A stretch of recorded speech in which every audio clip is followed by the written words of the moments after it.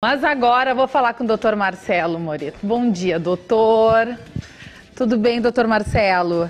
Tudo bem. O doutor Marcelo é ginecologista e a gente vai falar sobre algo que gera muita curiosidade e vem gerando algumas polêmicas, doutor Marcelo, que é o chip da beleza. Sim. O que é esse chip da... Porque a gente ouve chip da beleza, tipo, vai enfiar um chip mesmo na pessoa. Como é que é? O termo mais correto seria um pellet, um bastãozinho de silicone ou de outra substância que fica no subcutâneo e vai liberar esses hormônios ao longo do tempo. Então eles vão durar, no caso do chip da beleza, alguns de 6 meses, outros de até 12 meses. E aí vão liberar esses hormônios ao longo desse período, né? O que promove o chip da beleza? Obviamente é beleza, mas o que é essa beleza que ele promove, doutor? A gente vive num mundo plural, onde o critério de beleza é diferente, né? Assim, tem mulheres que são bonitas, tipo uma modelo de passarela, outras são mais sinuosas, vamos dizer assim, mais curvas, e tem a mulher beleza fitness, hoje em dia, que tem sido um padrão de beleza que tem ficado mais frequente nas mídias sociais. Nos né? massacrado, né? Melhor dizendo, nas mídias sociais, né? Mas é o que o doutor falou. A beleza, ela é muito relativa. Daqui a pouco a beleza, a minha beleza é ter uma pele bonita, um cabelo bonito. Aí tem gente que quer um corpo mais tonificado, né? O que esse chip de beleza promove? Esses implantes hormonais, eles são, primeiro, não existe nenhuma regulamentação, então é por conta e risco de quem faz. Primeira coisa. Isso é muito importante que o doutor Marcelo está falando. Primeira não coisa. existe regulamentação de chip da beleza. Não existe. Não existe aprovação pela Anvisa, não existe nenhum estudo científico qualificado em nenhum lugar do mundo sobre esse tipo de medicação. São hormônios que foram assim, qual é o carro-chefe? São hormônios anabolizantes, né? Por anabolizante a gente tem que entender que é o contrário de catabolizante. Catabolizante é o que destrói, desmancha, anabolizante é o que constrói e cria tecidos novos. Os anabolizantes mais conhecidos são os derivados da testosterona, que vão fazer duas coisas basicamente. No sentido de beleza, diminui a porcentagem de gordura corporal e aumenta a massa muscular.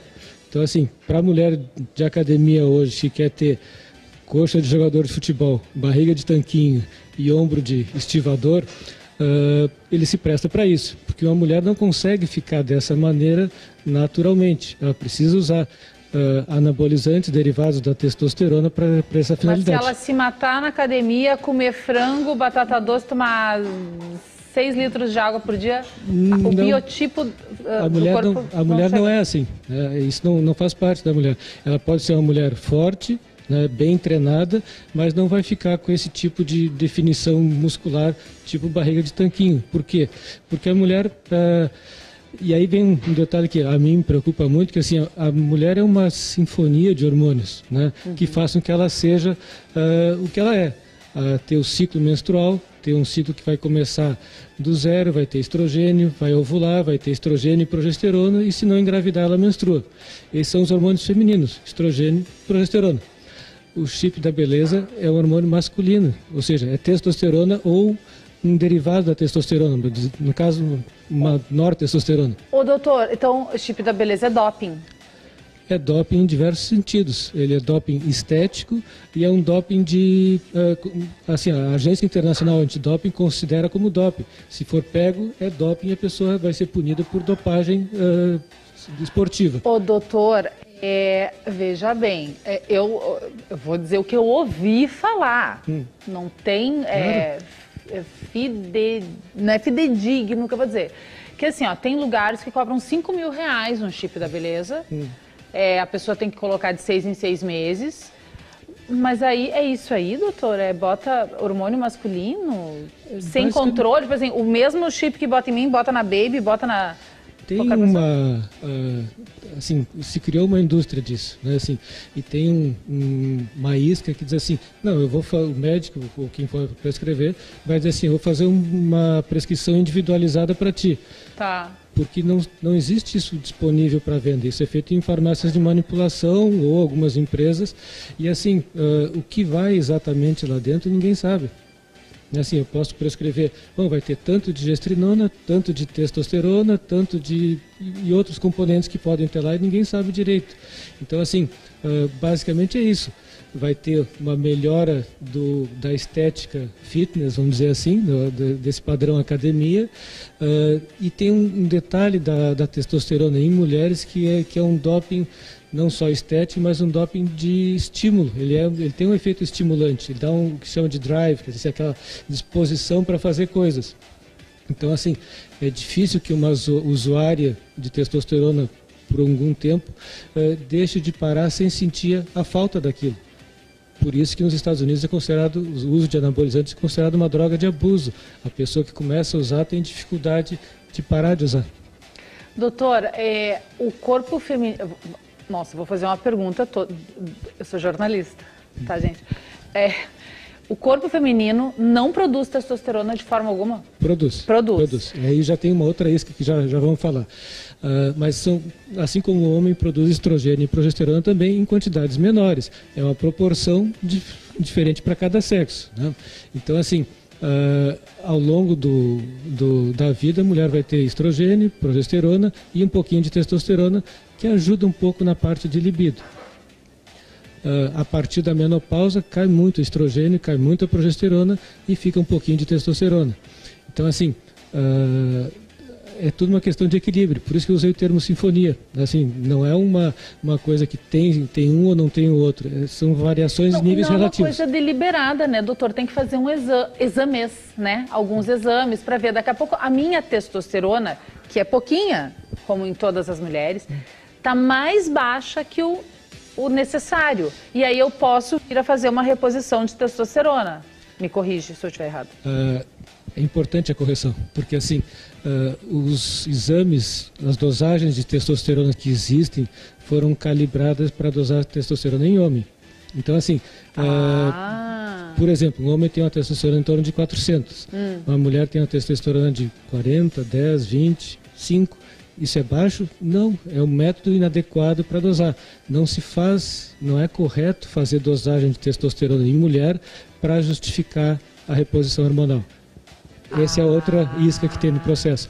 Fazendo uma comparação, nas lojas de tecidos antigos tinha aquele padrão que era 1 metro, né, para medir quantos metros de tecido ia comprar. Se eu usar esse metro para medir a espessura de uma folha de papel, eu consigo?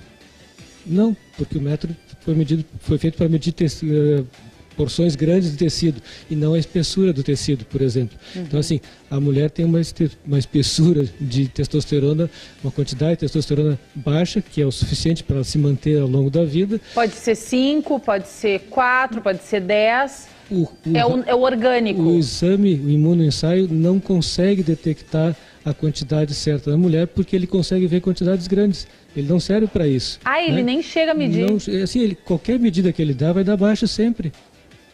E aí, assim, se eu quero te induzir a usar uma testosterona, eu vou te pedir um exame, olha como deu baixo. Eu já sabia o resultado antes. Né? Então, assim, é um cuidado que a gente tem que... que grave isso. É muito grave. É muito grave porque, assim, mexe com a saúde das mulheres de uma forma muito perigosa. É isso que eu queria... É aí que eu queria chegar.